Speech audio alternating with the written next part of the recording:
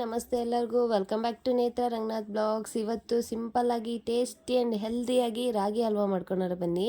4 hours ರಾಗಿನ ನೆನೆಸ್ಕೊಂಡಿದ್ದೀನಿ. ನೆನೆಸ್ಕೊಂಡು ನುಣ್ಣಗಾಗೋ ಥರ ರುಬ್ಕೋಬೇಕು.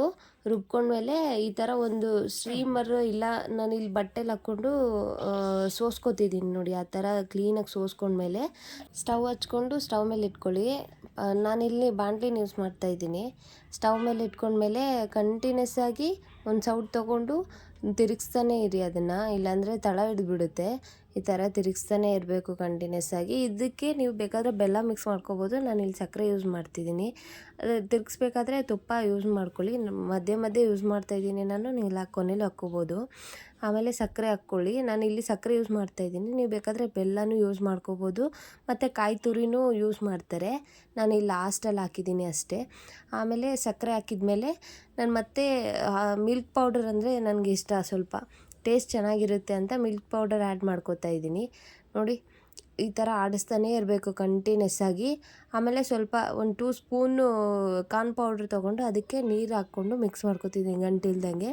ಮಿಕ್ಸ್ ಮಾಡಿಕೊಂಡು ಅದನ್ನು ಇವಾಗ ಕಲಿಸ್ತಾ ಇದ್ದೀವಲ್ವ ಹಿಟ್ಟಿಗೆ, ಅದಕ್ಕೆ ಹಾಕ್ಕೊಂಡು ಮಿಕ್ಸ್ ಮಾಡ್ಕೋಬೇಕು ಚೆನ್ನಾಗಿ.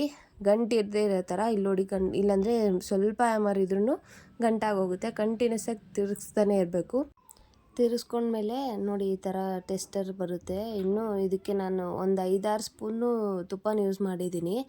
ಅದು ಸೌಟು ಸರಿ ಹೋಗಿಲ್ಲ ಅಂತ ನಾನು ಇಲ್ಲಿ ಮಿಕ್ಸ್ ಮಾಡೋದಿರುತ್ತೆ ಅಲ್ವಾ, ಅದನ್ನು ಹಾಕ್ಕೊಂಡು ಮಿಕ್ಸ್ ಮಾಡ್ತಾ ಇದ್ದೀನಿ ನೋಡಿ.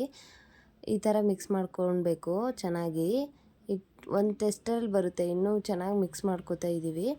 ಇದನ್ನು ಮಕ್ಕಳಿಗೆಲ್ಲ ಕೊಟ್ಟರೆ ತುಂಬ ಚೆನ್ನಾಗಿ ಇಷ್ಟಪಟ್ಟು ತಿಂತಾರೆ. ಮನೇಲೇ ಹೆಲ್ದಿಯಾಗಿ ಮಾಡಿರೋದು ಅಲ್ವಾ, ಅದಕ್ಕೆ ನೋಡಿ ಈ ಥರ ಟೆಸ್ಟರ್ ಬಂದಿರಬೇಕು. ಇದಕ್ಕೆ ಮತ್ತು ಶುಂಠಿ ಪೌಡ್ರು ಮತ್ತು ಎಕ್ಸ್ಟ್ರಾ ನಾನು 1 ಸ್ಪೂನು ತುಪ್ಪ ಹಾಕ್ಕೊಂಡು ತಿರುಗಿಸ್ಕೊತಿದ್ದೀನಿ. ತುಪ್ಪ ಸ್ವಲ್ಪ ಜಾಸ್ತಿ ಹಾಕಿದರೆ ತುಂಬ ಚೆನ್ನಾಗಿರುತ್ತೆ ಟೇಸ್ಟು ನೋಡಿ.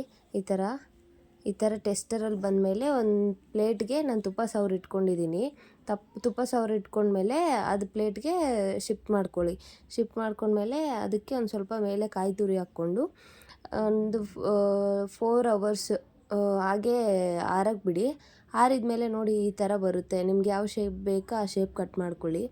ನೋಡಿ ಎಷ್ಟು ಚೆನ್ನಾಗಿದೆ, ಎಷ್ಟು ಸಾಫ್ಟಾಗಿದೆ ಅಂದರೆ ತುಂಬ ಇಷ್ಟಪಟ್ಟು ತಿಂತಾರೆ. ಸಿಂಪಲ್ ಈಸಿಯಾಗಿದೆ ಅಲ್ವಾ, ಒಂದು ಸತಿ ಟ್ರೈ ಮಾಡಿ ಮನೇಲಿ.